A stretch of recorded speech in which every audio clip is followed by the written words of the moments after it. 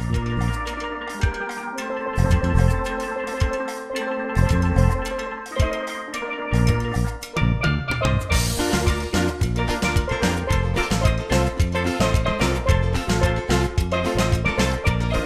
title of this film is The Prodigal Son. It's about the prodigal son, the parable of the lost son from Luke 15. And we're really anchoring on the verse 17, Luke 15:17, when the Bible talked there that he came to himself. And when he came to himself, he knew that he should stop eating the things that were used to feed pigs. When he came to himself, Amen.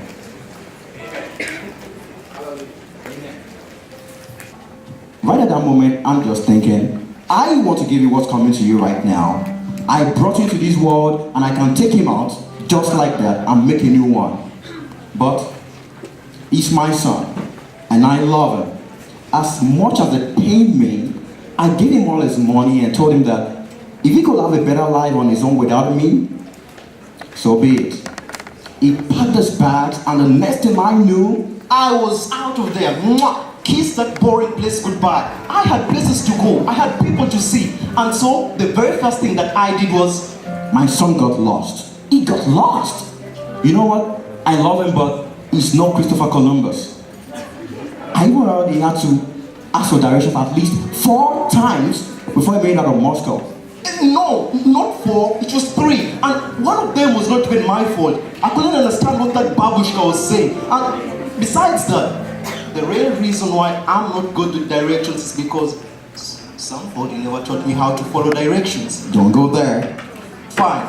Point is, I got out of there and I started to live it up. I had more friends than I knew what to do with. I was eating like a king. I had the finest of clothes and the ladies, the chicks. What can I say about the ladies? Well, I can say something about the ladies. They were women, but they were not chicks. Never mind. Thing is, life was good until my son's money ran out around the same time the recession hit Russia. There wasn't any job to be found. I tried looking for a good, decent job, but I just couldn't find it. Eventually, I found a job. It wasn't that bad. It was a manager's position and it was an associate's position at the end. Okay, fine.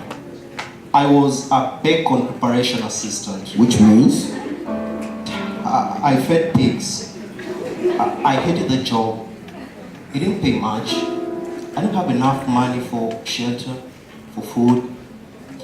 Sometimes I would grow so hungry that I could have gladly eaten the disgusting scraps I was feeding the pigs. But I couldn't. They wouldn't allow me. I lived in agony. Day after day after day. Day after day after day, I would watch nights and wait for my son to come home. My heart would ache like only a parent's heart could for his own child. But hear me on this. I never gave up on him. I never gave up on my son. I knew it would happen one day. One day it hit me. One day I realized that the lowliest of my father's workers lived better than I did. At least they had shelter. They had food. But I had neither one of those things. And so I wondered, what if he doesn't ever come back to his senses? What if he lets pride come out of his own way? No. I will see him again. I will see him again. Again and again, those thoughts went through my mind as I made my way back to my father's house. I knew what I would do. There's no way that I could accept a handout, and I couldn't expect him just to take me back as his son. So I would ask him to hire me on as his worker. Maybe he will do that. Just maybe. Maybe today will be the day that my son will come home. That's what I would say every morning when I wake up. Maybe today will be the day that I will see him from a distance. as he makes his way back home. Home. That word means so much to me. Care, comfort, security, love. Home. I couldn't believe that I was just a few hundred yards away from it. It was a beautiful day. I was sitting on my front porch, and that's when I saw him. He stood up out of his chair. He looked up to my direction. He squinted his eyes to get a better look at me. And then I began to wonder, what if he doesn't take me back? What if I get to him and he just looks at me and he says, I told you so, I told you so. Some of you would just roll your eyes every time I would mention my son. But I knew it would come back. I just knew. I just knew this was never a good idea.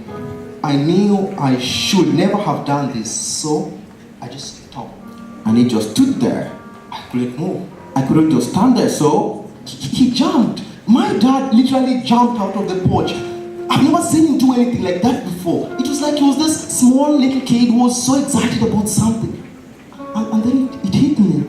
He was excited about me. And so do you know what I did next? I ran. My heart was pounding so fast. I just had to get to him. He was running so fast and with his hands stretched out wide as if to say, welcome home, welcome home. I kept shouting at him. I kept shouting from a distance, and I didn't even know if he could hear me, but I kept shouting over and over again. And I just wanted to get close to him and scoop him up in my arms like he was a little child and let him know that everything was going to be okay. And as I got closer to him, he was crying. Tears of joy. And you know what my son did next? I was confused. I was nervous. I just jumped. Do you know what my dad did next? I was so excited. I just went crazy. And then at that point, he just hugged me. He embraced me like only a loving father can. At that moment, all that I could do, I just got to my knees and I said, I'm so sorry. I'm so sorry. I don't even deserve to be called your son. My son is back. Get him some clothes, so get him some food. No, a feast for my son is back. My son will no longer live as an orphan.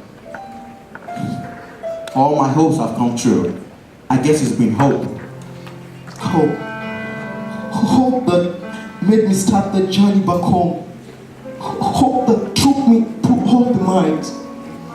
Hope that my dad would take me back. And that somehow, I will be forgiven. Forgiven. It's all forgiven. And I would never bring it up again. For there is no shame, there is no blame. There is no guilt, and there is no condemnation. For my son was lost, and now he's found. God bless you.